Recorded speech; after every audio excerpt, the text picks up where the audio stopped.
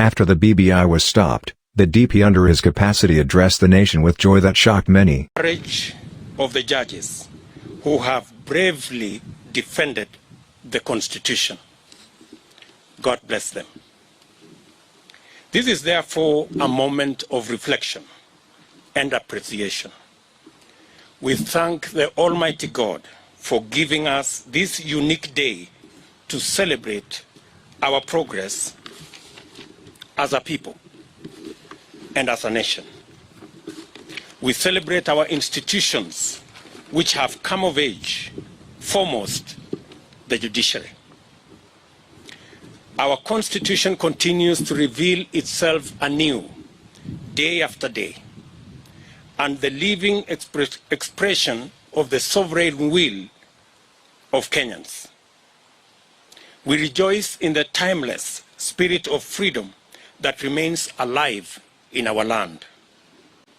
We delight most thankfully in the vigilance and the civic engagement that pervades our country, and the commitment by Kenyans of all walks of life to rise and defend their liberty. We may now live our lives and build our nation with the confidence that the brave patriots of our judiciary stand ready, capable, and courageous to secure the promise of our national anthem that justice be our shield and defender. In this spirit, it is time for us, especially the political class, to set down our battle standards and shed our partisan armor and unite in actualizing the aspirations of ordinary citizens.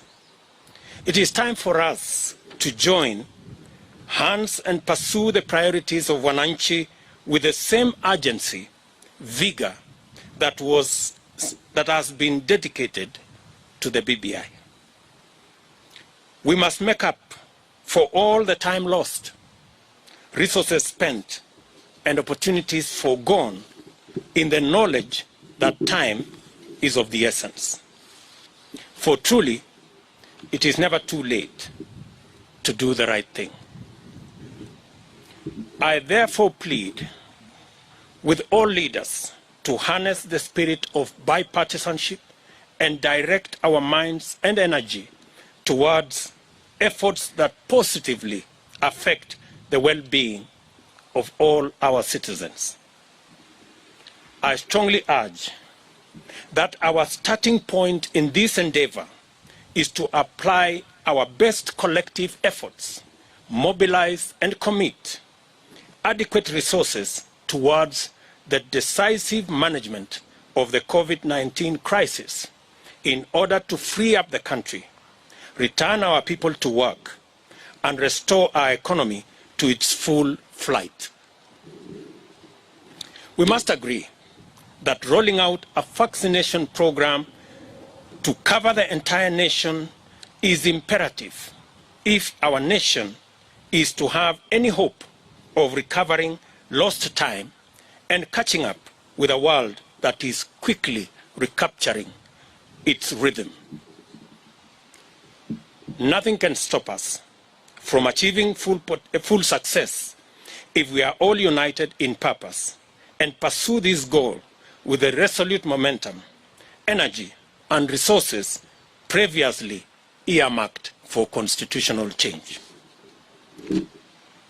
Together with this, we must urgently retrace our path to the Big Four agenda, which packaged a comprehensive raft of policy interventions, programs, and projects aimed at creating millions of jobs for our young people, rejuvenating our agriculture and livestock sectors for food security, agro-processing, value addition, and manufacturing, and also securing the health of millions of citizens through the universal health coverage. I have held extensive discussions with legislators, and we have agreed to fast-track the long-delayed amendments to the NHIF Act in order to unlock the dream of achieving our universal health coverage that was part of our Big Four plan.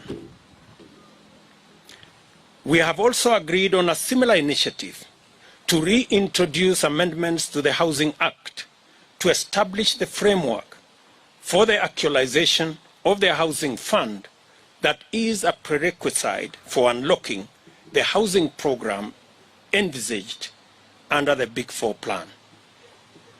This will set the stage for the achievement of the housing pillar of the Big Four agenda. The housing plan's twofold promise of making affordable housing available and also creating millions of jobs for young people is the sort of intervention this country needs for this critical moment. We should work with Parliament in its full bipartisan strength to create the legislative framework required to facilitate mobilization of resources necessary to radically transform agricultural production and productivity. This should enable Kenyans to achieve food security and nutrition sufficiency and create a surplus for diversified agro-processing and manufacturing under the industrialization plan. This effort will finally rise to the challenge of moving over 2.5 million families from food nutrition poverty and perennial dependency on food relief. Going forward, we shall need to focus on strengthening and recalibrating our economic policy and programs to deal with the most pressing, the most urgent, and the most consequential needs, beginning with a deliberate, thorough, and purposeful reckoning with the chronic problem of youth unemployment. We must figure out a way of enhancing productivity and competitiveness while creating millions of job opportunities as a matter of urgent priority. A related and urgent intervention that will help in this effort will be to reorganize and consolidate financing of micro, small, and medium enterprises to liberate them from the chokehold of Shylocks and an exorbitant interest rate regime that presently stifles the promise of meaningful growth and stalls the possibility of enterprise development and wealth creation. As a nation, we must commit to creating opportunities for every enterprising Kenyan to thrive and make a living. Furthermore, we must strongly commit to collective effort to fashion a new future for Kenya based on a new socio-economic and political paradigm. It is time for us to imagine together a new society that gives priority to the greatest number of its citizens. This new society must choose the welfare of the people over that of leaders. It must prefer the realization of empowerment of the masses to the naked pursuit of power sharing among the political elite. And we must pursue the creation of millions of jobs, not the mere sharing of political positions. The nation we envision is focused on success through enterprise, not largesse from patronage, and is committed to fundamental and inclusive economic transformation, not opportunistic coalitions to rig the system against the people.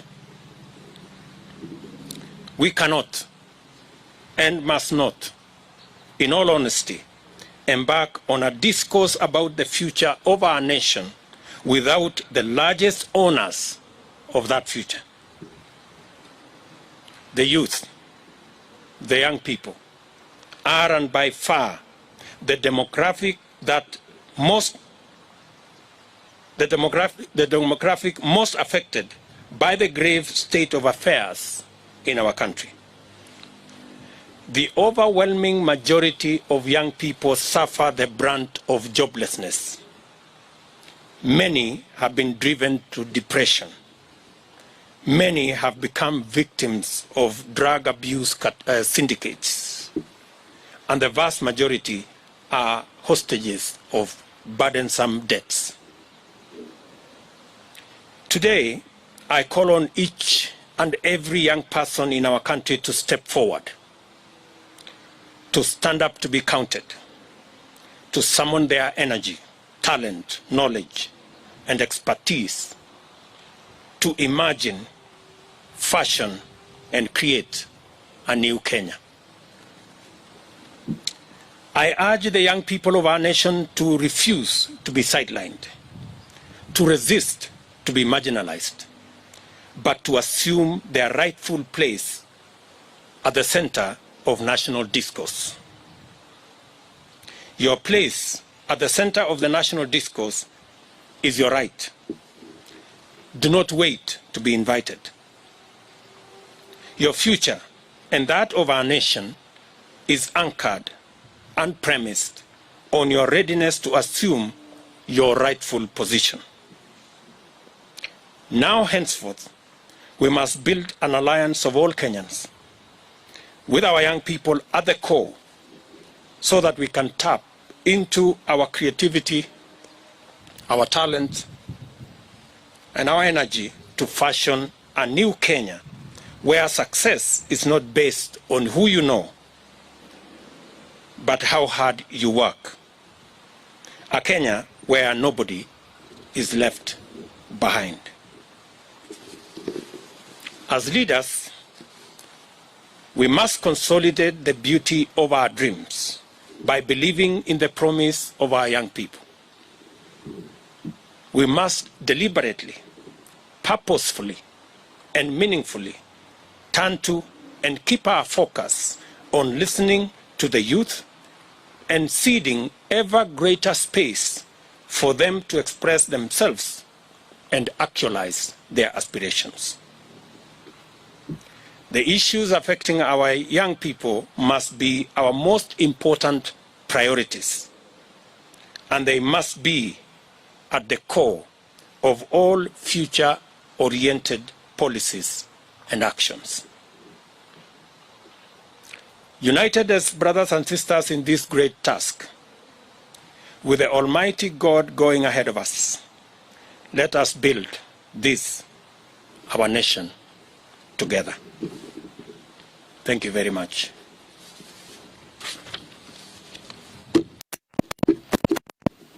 That is my statement. I will take one or two questions just to make sure that there is sufficient understanding of the statement I have made.